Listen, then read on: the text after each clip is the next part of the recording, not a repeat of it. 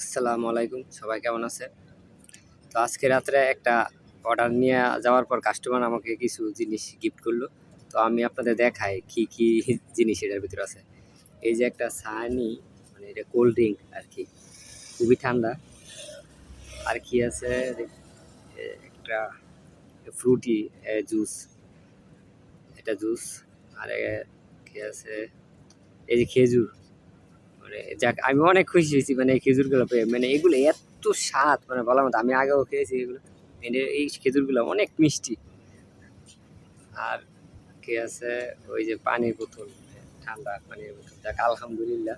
তো সবচেয়ে বড় কথা হলো, মানে এতগুলো জিনিস গিফট করার পরও আবার কাস্টমার আমার অ্যাপে আর কি 15 আমার কি টিপস দিয়েছে।